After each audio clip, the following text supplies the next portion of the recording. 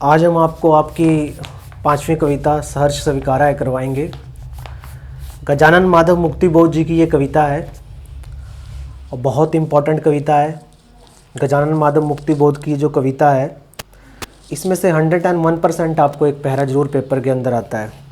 तो हम इसको स्टार्ट करते हैं।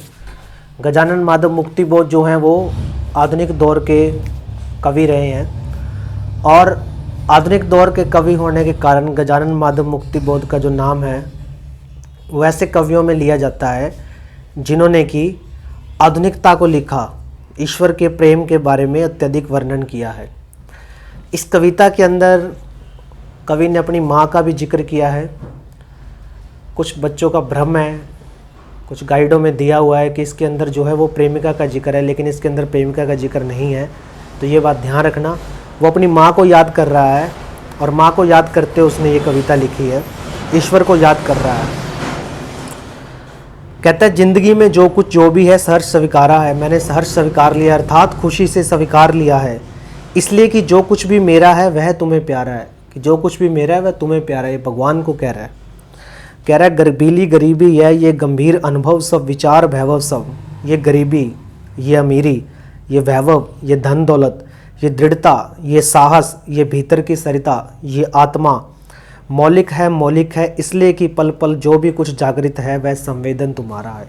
अर्थात ईश्वर आपने ही मुझे सब कुछ दिया है, चाहे वो गरीबी हो, अमीरी हो, वैभव हो या किसी भी तरह की दुख तकलीफ़ें या तंगी हो, वो सब आपने ही मुझे दिया है।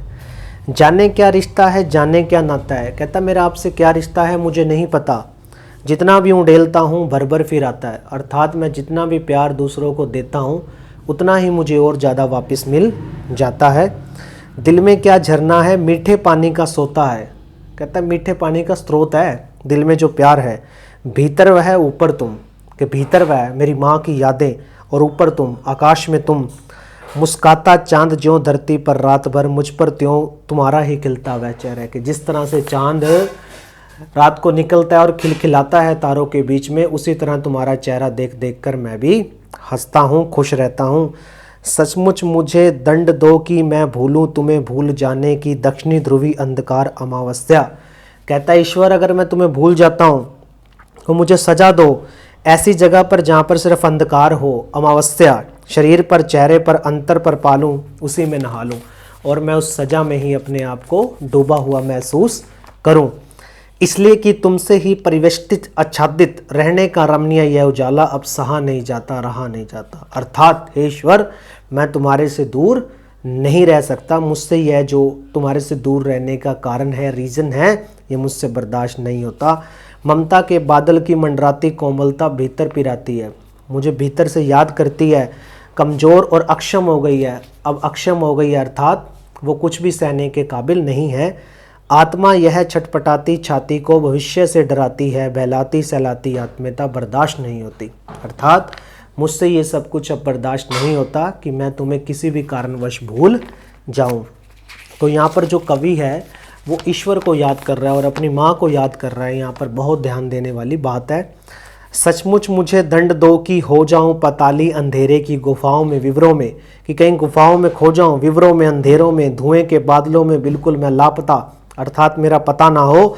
इसलिए कि जो कुछ भी मेरा है वो होता सा लगता है, होता सा संभव है, लेकिन वो सब तुम्हारा है, तुम्हारे ही कारण है, तुम्हारे ही कार्यों का घेरा है, कार्यों का वैभव है।